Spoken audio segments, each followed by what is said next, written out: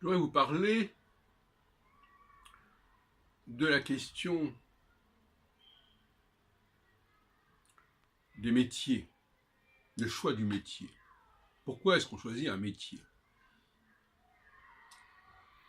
Est-ce qu'on le choisit parce que c'est bien payé? Ou est-ce qu'on le choisit parce que ça correspond à notre ressenti intérieur, à notre faculté intérieure de faire les choses? C'est un vrai sujet de société, ça. Selon moi, comme je l'ai dit d'ailleurs dans les cafés philo McDo que j'anime depuis quelque temps déjà, selon moi, c'est un appel intérieur, on appelle ça une vocation. En allemand, ils appellent la vocation, le métier, ils appellent ça de Beruf. Ruf, c'est ce qu'ils appellent. Donc une sorte d'appel intérieur vers certains métiers, ou plus exactement, en tout cas, le refus de certains métiers.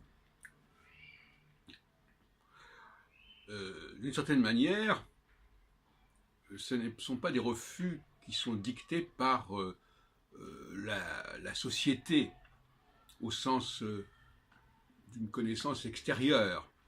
C'est véritablement un ressenti intérieur. C'est pas du tout la même chose. Donc selon moi, on choisit son métier en rapport avec une sorte de structure, d'instinct intérieur, et non pas seulement parce qu'on vous a éduqué d'une manière ou d'une autre. Ce qui renvoie d'ailleurs à la question de la nouvelle alliance au sens religieux. La nouvelle alliance, ce n'est plus un ressenti extérieur, un commandement extérieur, c'est une obligation intérieure, c'est un surmoi intérieur. On a changé de paradigme là. Alors, le rapport à l'outil est intéressant. L'utilisation des mains est intéressante. Le fait d'utiliser ou pas mes mains, c'est déjà un signe intéressant. Or, les mains, ça sert à porter des choses, à manipuler des choses, à utiliser des instruments, à se saisir d'un instrument. Il y a ceux qui sont instinctivement attirés par le fait d'utiliser des objets, et d'autres qui ne sont pas intéressés par cela. Vous savez, dans la Bible, on raconte, je crois, enfin, ou ailleurs, des tests comme ça, on demande à un enfant de choisir entre plusieurs objets ou plusieurs plateaux, et puis ça va déterminer son destin. Mais effectivement, il y a des choses de cet ordre-là.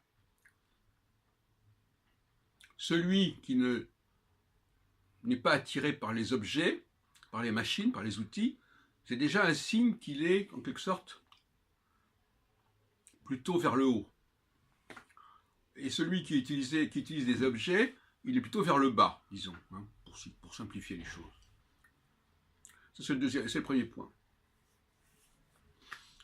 Mais ça nous renvoie évidemment au fait que certains métiers ne sont plus assurés par une certaine société et qu'on demande à des gens d'une autre société de le faire à notre place. D'où la question de l'immigration d'ailleurs.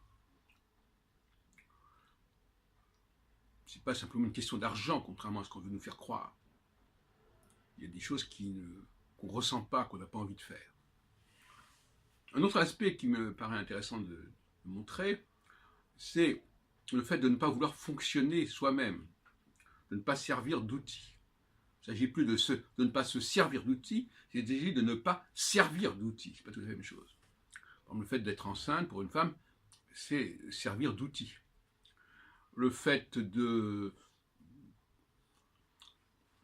répéter des choses indéfiniment, c'est aussi ne pas servir d'outils.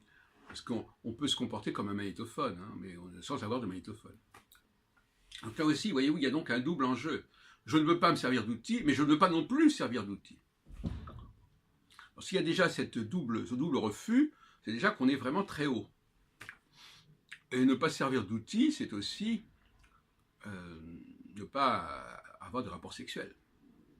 Parce que le rapport sexuel, c'est aussi une façon de fonctionner en tant qu'outil. C'est pour ça que la papauté, l'Église, refuse quelque part le rapport sexuel, parce qu'on n'a pas envie d'être un outil sexuel, un objet sexuel. Là encore, toujours en plus, on va vers le haut ou vers le bas. Donc, ce sont des questions qui ne sont pas du tout innocentes, inoffensives.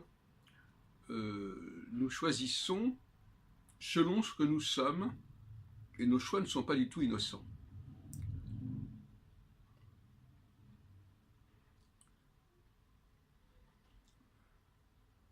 Alors, arrêtons de raconter qu'il y a une théorie du genre et qu'on met dans la tête certaines choses ou pas. Il y a des gens qui aiment faire fonctionner des appareils, ou bien qui aiment eux-mêmes fonctionner. Le fait même de parler et de raconter en permanence des choses, c'est déjà un mode de fonctionnement. Donc il y a des gens, les gens d'en bas, les esclaves, sont des gens qui fonctionnent ou qui se servent d'un outil ou qui sont au service d'un outil, etc. Et puis les gens d'en haut sont des gens qui instinctivement préfèrent ne pas fonctionner, ne pas être dans un processus de fonctionnalité du tout. Et c'est ça qui désigne les chefs en quelque sorte. Et ces chefs-là, justement, ils vont déléguer un certain nombre de tâches. Sauf que, dans certains cas, vu que les gens qui sont censés fonctionner ne veulent pas fonctionner, on crée un déséquilibre parce qu'à ce moment-là, ceux qui ne veulent pas fonctionner vont être obligés de faire fonctionner et de fonctionner.